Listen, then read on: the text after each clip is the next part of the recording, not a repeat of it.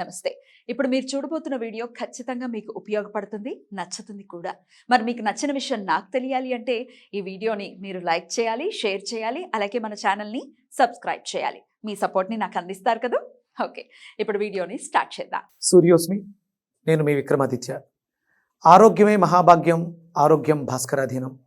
ఆదివారం మద్యం మాంసం మైదనం వద్దు, ఆరోగ్యం ఐశ్వర్యం వద్దు. మీరు ఆచరించండి, 10 మందిని ఆచరింపచేయండి. ఆచరించండి, ఆరోగ్యవంతులుగా ఉండండి. ఆచరించండి, ఐశ్వర్యవంతులు కండి. ఆచరించండి, ఆనందంగా జీవించండి. సూర్యోస్మి.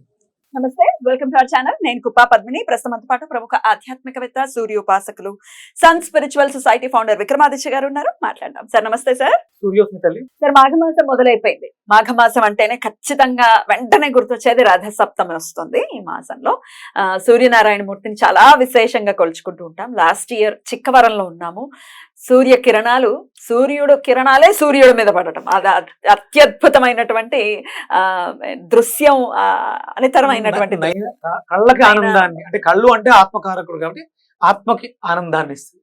ఆత్మకారుడు అయినటువంటి సూర్యనారాయణమూర్తి కిరణం ఇక్కడ మూర్తి రూపంలో ఉన్నటువంటి సూర్యనారాయణమూర్తి పాదాలని స్పర్శించడం అరసవెల్లిలో జరుగుద్ది. అలాగే మనం లాస్ట్ ఇయర్ చూసాం చిక్కవరం. సో చెప్పండి, ఈసారి ఏం చేస్తున్నారు? రథ సప్తమికి ఏంటి మీ ప్రణాళిక? మేమేం చెయ్యాలి? ఇట్లాంటి విషయాలు. అందరూ రావాలి. సూర్యనారాయణమూర్తి అంటే సహజంగా భీష్మేకాదశికి కళ్యాణం జరగాలి, కానీ పుట్టినరోజు రోజే ముందు రోజు స్వామివారికి విశేషంగా అర్చనలు అభిషేకాలు చేసి ఆ రోజే అరుణం పారాయణం చేసి అరుణ హోమం చేసి స్వామివారికి కళ్యాణం కూడా ఆ రోజే చేసేస్తారు చిక్కవరంలోనే. ఎందుకంటే స్వామివారి ప్రాశస్త్యం విపరీతంగా పెరిగింది. 1 ఎకరం స్థలాన్ని కూడా తీసుకోవడం జరిగింది అక్కడ.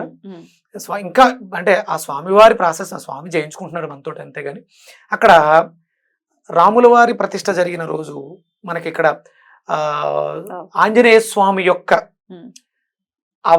అవతరణలు, మనం ఆయన్ని అగస్త్యుల వారు అగస్త్య ప్రోక్తంలో 12 భుజాలతో ఆయన దర్శించారు, చెప్పడం జరిగింది. స్వామిని అక్కడ ప్రతిష్ఠించడం కూడా జరిగింది, హనుమంతుల వారిని.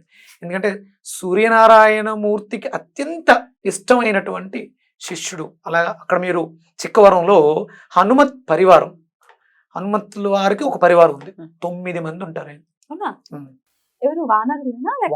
వానరులే. ఒక్కొక్కళ్ళు అక్కడ డయాగ్నోస్ చేసేది కొంతమంది, కన్స్ట్రక్షన్ చేసేది కొంతమంది, ఒక్కొక్క హనుమంతుడికి ఒక్కొక్క పేరు ఉంది హనుమత్ పరివారానికి. అక్కడ మనము ఆ పొదరెల్లును తయారు చేయడం జరిగింది చిక్కవరంలో.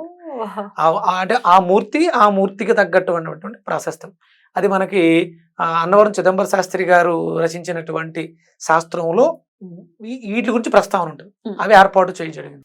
అక్కడ స్వామివారు శంకు చక్రాలతో కూర్చుని ఆసీనులై ఉన్నటువంటి సూర్యనారాయణమూర్తిని దర్శనం చేసుకుంటాం. వల్లభ గణపతి దేవాలయం, హనుమంతుల వారు సూర్యనారాయణమూర్తిని ఆరాధిస్తున్నటువంటి హనుమంతుల వారు ఉంటారు. అలాగే ఇంకా అక్కడ రాహువుకి సంబంధించినటువంటిది, అలాగే శనేశ్వరుల వారికి సంబంధించి దివ్యమైనటువంటి దేవతా సర్పం తిరుగుతున్నటువంటి ప్రాంతం. మీకు చుట్టూ కొండలు, మధ్యలో పొలాల మధ్యలో స్వామివారి దేవాలయం, అక్కడ జరిగేటటువంటి విశేషమైనటువంటి అర్చనలు. విజయవాడకి దగ్గరలో ఉన్నటువంటి గన్నవరం నుంచి నూజువీడు వెళ్లే దారిలో వస్తుందమ్మా హనుమత్పురం, ఆ ఊరి పేరు. చిక్కవరం గ్రామం హనుమత్పురం అంటారు. అద్భుతంగా అక్కడ వంశీ కార్యక్రమాలన్నీ నిర్వర్తిస్తూ ఉంటాడు. తన జీవితాన్ని భగవంతుడికి అంకితం చేసాడు అమ్మాయి, చాలా అద్భుతంగా చేస్తూ ఉంటాడు. అంటే అక్కడ ఉన్నటువంటి ఆ గ్రామస్తులు వాళ్ళందరూ చేయూతనివ్వడంతో ఆయన ఆ కార్యక్రమాల్ని నిర్వర్తించగలుగుతున్నాడు. అందులో నన్ను భాగస్వామిని చేయటం, మొన్న 12 సంవత్సరాలు పూర్తయిన సందర్భంలో కుంభాభిషేకం జరిగితే నేనే దీక్ష తీసుకుని 5 రోజులు అక్కడే ఉండి కుంభాభిషేకంలో పాల్గొన్నాను. అద్భుతమైనటువంటి. ఈసారి కూడా చేయబోతున్నారు. ఈ ప్రత్యేకమైన క్రతువులు ఎలాగో ఉంటాయి. సో రథసప్తమి నాడు ఏ తారీఖున అయింది సార్ రథసప్తమి? 16. నేను 15వ తారీఖే వెళ్ళడం జరుగుతుంది. స్వామివారికి అభిషేకం ఉంది, అర్చన ఉంది. అలాగే 16వ తారీఖు ఉదయం రథసప్తమి రోజు స్వామివారి మీద కిరణాలు పడటం అనేది దర్శించాలి. సూర్యోదయ సమయంలో అక్కడ ఉండాలి. సుమారు 6 గంటలకల్లా అక్కడ ఉండగలిగితే మనం దర్శించగలుగుతాం. విశేషంగా అరుణం జరుగుతుంది. అరుణం తర్వాత స్వామివారి కళ్యాణం జరుగుతుంది. కళ్యాణానంతరం అన్నప్రసాద వితరణ ఉంటుంది. అందరూ భాగస్వాములు కావాలి, అందరూ స్వామివారి కృపను పొందాలి. తప్పకుండా.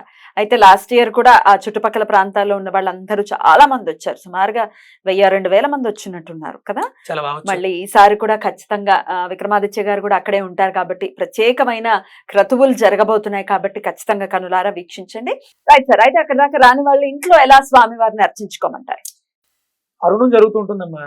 మీరు మీ దగ్గర ఉన్న వాటిల్లో అరుణం పెట్టుకోవచ్చు, అరుణ పారాయణం వినొచ్చు. అలాగే మహాసౌరం పారాయణం ఉంటుంది.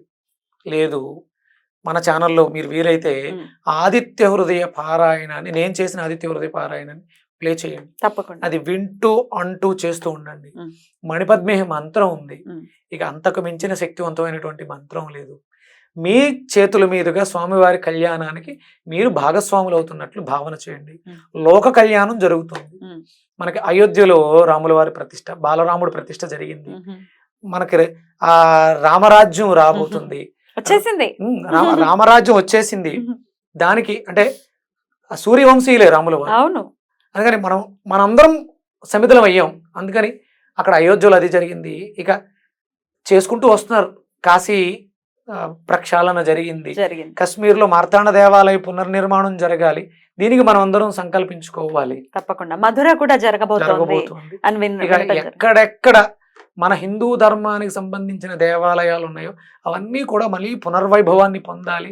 మనం అందరం భాగస్వాములు. అంటే మనలో భక్తి భావం రావాలి. అంటే వేరే వాళ్ళని చూసి మనం నేర్చుకోవాల్సింది ఇది. ఐకమత్యమే మహాబలం, ఆరోగ్యమే మహాభాగ్యం, ఐకమత్యమే మహాబలం. దీనికి గ్రామాలకి, రాష్ట్రాలకి, దేశాలకి. విజయవాడ చుట్టుపక్కల ప్రాంతాల్లో ఉన్న వాళ్ళు ఖచ్చితంగా అక్కడికి రమ్మని మీరు చెప్తున్నారు కాబట్టి నాకు లొకేషన్ ఇస్తే నేను ఎపిసోడ్ లో డిస్క్రిప్షన్ లో లొకేషన్ ఇస్తాను. అలాగే ఏదైనా కాంటాక్ట్ నెంబర్ ఇస్తారా సార్?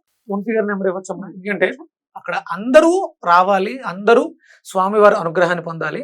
అందరూ చెయ్యేస్తే తప్ప దైవ కార్యక్రమాలకి చాలా అవసరం. వ్యయ ప్రయాసాలకు వచ్చి తను వివాహం కూడా చేసుకోకుండా వంశీ చాలా సేవ చేసుకుంటున్నాడు. అందరూ సేవ చేసుకోవడానికి అక్కడ మనం కాటేజ్ కట్టించాలని అనుకుంటున్నాం. అందరూ రావాలి, ఉండాలి. ఎందుకంటే అక్కడ ఉంటేనే ప్రతి ఆధ్యాత్మిక ప్రాంతాల్లో, ప్రదేశాల్లో కూడా మనం చాలా చాలా ఆ రోజు రథసప్తమి కాబట్టి విక్రమాదిత్య గారు కూడా అక్కడే ఉంటారు. స్వామికి అనేక క్రతువులు జరుగుతున్నాయి కాబట్టి అటుపక్కల ఉన్న వాళ్ళు ఖచ్చితంగా వెళ్ళండి, స్వామిని దర్శించుకోండి. Right sir. Thank you so very much. నమస్తే. సూర్యోస్మితల్లి.